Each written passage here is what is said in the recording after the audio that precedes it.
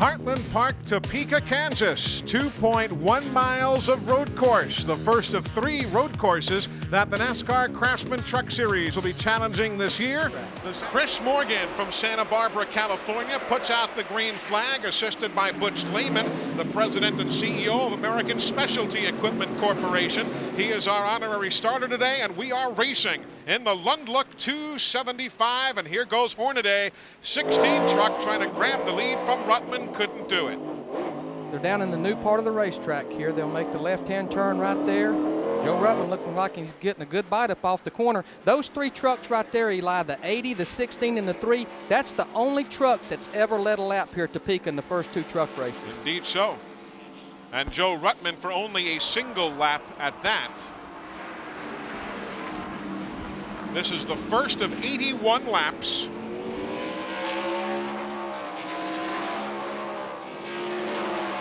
Most of the drivers say they will shift as many as 12 times a lap here. And some of the corners are really slow here, Eli, and they'll even use first gear a lot, which is something that not many road course drivers use, for instance, at Watkins Glen or Sears Point, but these guys go all the way to first gear quite a bit.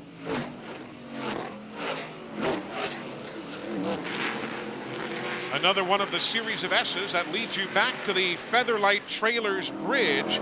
Then you'll come beneath the bridge as we ride with the Keselowski right here. He follows Brian Refner.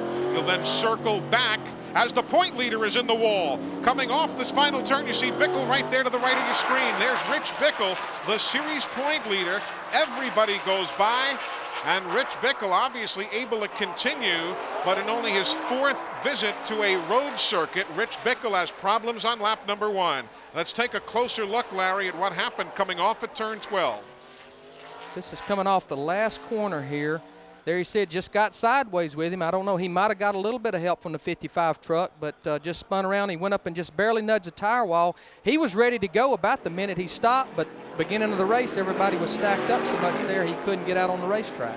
So Rich is now back in 32nd position, just ahead of Lou Gelati and Stacy Compton. Welcome back, everybody, as the drag race is on. For the lead, here goes Hornaday, and Ron Hornaday at lap number 5 will take over the top spot from Joe Ruttman. Now Joe Ruttman pulls off the course.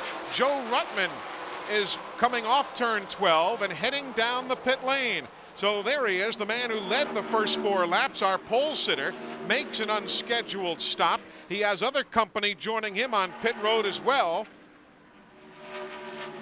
We'll see exactly what the problem is as the Roush crew goes to work.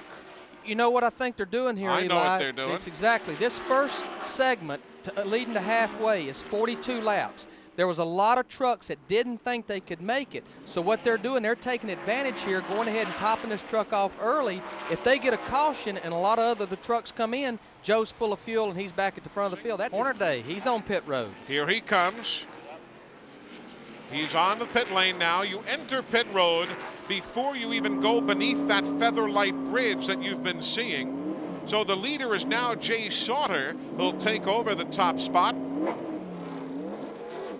And again, for the fans at home, I'm sure you're wondering, gosh, they've only run 6 or 7 laps of this race. Why are they already pitting for fuel? And I just want to iterate, the first segment's 42 laps. They don't think they could go the distance, so they're going to come in early, get those trucks topped off with fuel. When Jay Sauter pitted at lap number 7, Jack Sprague inherited the lead. Then out on the course itself in turn number 7, Skinner made the move around Jack Sprague. So it's Skinner, Sprague, Boris Said, Ron Fellows, and Rick Crawford. Over the last number of moments, we have seen pit stops for Mike Bliss. We told you Sauter, Bill Sedgwick has been in, Kenny Irwin has been in. Others making their pit stops now. Mike Wallace has stopped for fuel. Again, all of this to try and work race strategy in your favor as Boris Said tries to grab a piece of second. This is over in the turn 8 and 9 area, what we call the Gator Pit. And as they come off the corner there, looks like Boris has the line. Does now drags him into the corner. Cleanup is wrapping up. That machine, that cleanup truck backing up to the head end of the drag strip. And the green is in the air. Boris Said with Ron Hornaday trying to take the top spot away. Eli, we run 3 caution laps, and normally on a road course, 3 caution laps is equivalent to about 1.5 green laps. So obviously by Boris Said and his team elected not to pit, they're making a statement, guys, we think we can go the distance. Meanwhile, up front, here goes Hornaday. Gets a jump this time midway down the drag strip, and he'll grab the lead from Boris Said. Just pulled out, went by him on the inside down that long drag strip, pulled back in line before they even got to turn 1. So for the second time today, Ron Hornaday will take the lead.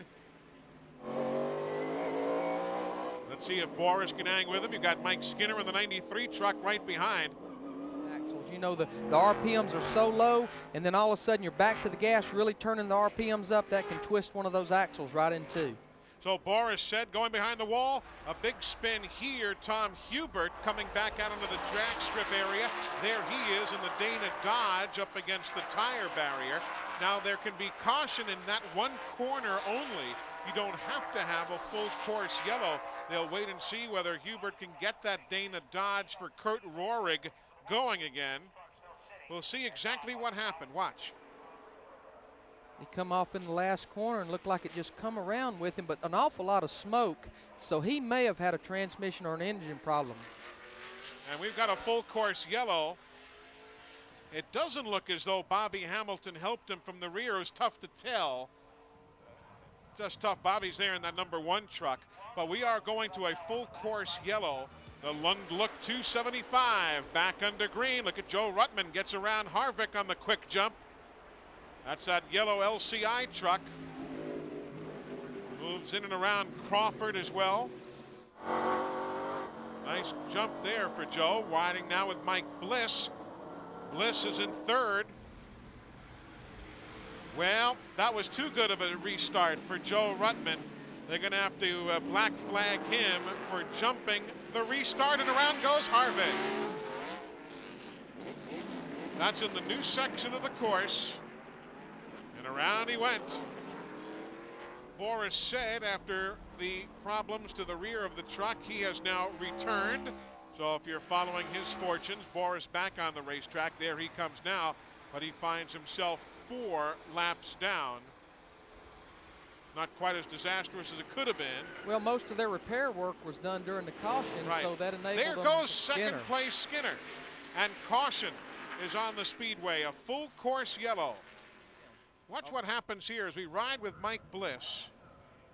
And Skinner's right ahead of him. Sorry, the tail end of the truck started really moving around there like he did get in some liquid or something. Yeah. Like Ron Hornaday getting that normal good restart that he gets everywhere. Off into turn 1.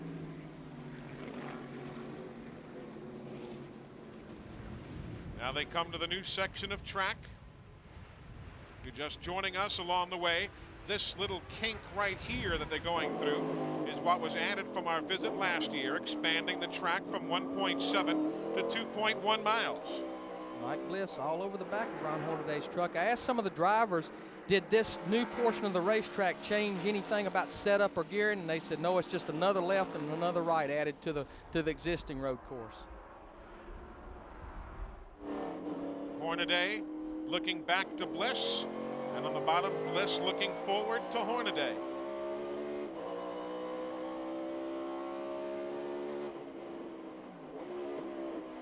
Down that backstretch, headed into the left-hander, turn 10, downshifting, Bliss moving to the outside there, taking a look.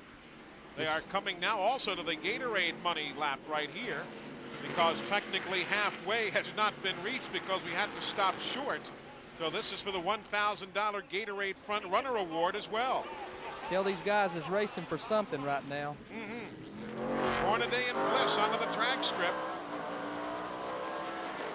Well, Mike Bliss has had a bad lap. There he is, now running in 9th position. And he had some problems. Let's look at it first from Ron Hornaday's view. Going off into turn 8, what they call the Gator pit there. He gets off the racetrack. Hornaday just kind of followed him off there. Now, riding with Bliss himself, here's another problem. Downshifts, getting into the corner there. Just looked like the truck wanted to tail in with him right there. Maybe something broke, and I think we are getting maybe a report that something had broke on the truck. Might be. Oh, and we had just talked about Terry Cook, who was running in 10th. And now he throws the gutter ball. Caution on the speedway. Caution for the Pro Bowlers Association truck. He goes off in turn 1. Terry Cook, tracking the green is in the air for the race leader, Jay Sauter, will take over now at lap number 65. Let's go to pit road. Okay, guys, Rich Bickle came in, and not only did he get fuel, they absolutely doused him with ice water. Remember, I told you he was burning up in there. You see the work going on under Mike Bliss's truck now. They have diagnosed the problem. It is a broken left rear shock, so they'll be able to fix that. They may be able to get him back out in time for him to make up some of those positions he lost. Because they replaced that shock, he's good to go. It's a minute and a half or so to run this course, so you may not even lose a lap. They could, if they've got the tools laid out, got extra nuts and shock bushings and things, and everything just goes just right. You don't drop the nut, which sometimes hard to do when you're in a hurry. They could get it changed and get back out there. There's Randy Tolsma. He had a good run going, but now finds himself spun off the course, and that's too bad. He was in 13th position, was the Idaho native. But this is the battle for the lead. Jay Sauter. He was a 5th place finisher here a year ago against road racing ace Ron Hornaday, who wants his 4th victory in succession. He's always so consistent. Well, and that's it. He's been in the top 5, and even though he's only beat Ron one time, that was a time that he had a good top 5 finish. There you see Skinner getting out of shape there, racing with Ruttman coming into turn 12 right there. Ruttman takes the position away from Mike. Mike not ready to give it up. Dorsey Schrader moving to the inside of Skinner. And Dorsey is for position right there also. He's on the lead lap moving up into the 6th spot. We're down to just the final 4 laps here at Heartland Park in Topeka, Kansas. This is going to be a battle right here for 2nd, 3rd, and 4th. And there's Sauter. And there's what 2 1/4 seconds translates to on this racetrack. A lot of ground. You know, Hornaday has not closed up at all on Sauter. If anything, Sauter's put a little distance on him, but I keep iterating. The question is, can Sauter make it to the end here with 3 laps to go? He finished 4th a weekend ago, Sauter did, in Colorado.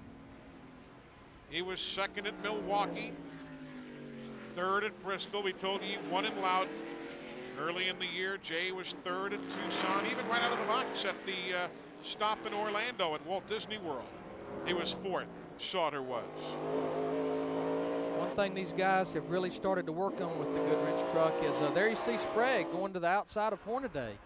Boy, it just blew right by him. That's a pass and so for does 2nd Ruttman. place. Ruttman too. And Oh, Sprague's there goes off the Sprague, racetrack. and there goes Ruttman.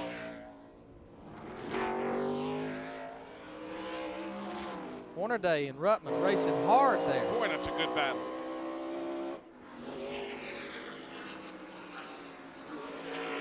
Don't know exactly what happened. It's just like maybe Sprague actually caught Hornaday asleep a little bit there, and then Ruttman just followed. Now, of course, he's getting up off the corners. Remember the area that Sprague went off the track was that Gator pit, Larry, that you talked about earlier, and that should be a 15-second penalty. Again, Sprague's situation yet to be clarified as he went straight from turn 7 to turn 9. Jay got about 9 more corners, just needs to be smooth here. There you see Ruttman moving to the inside. Sprague shuts the door as they come out of the right-hander there. This again is the new part of the racetrack.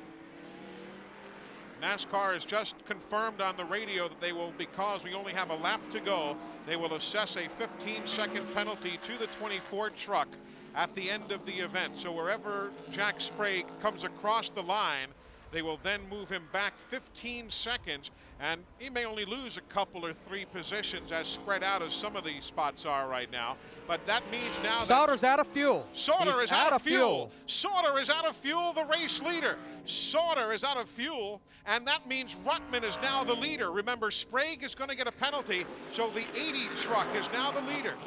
There he is, Joe Ruttman. Eli, he come up about 3 or 4 corners short.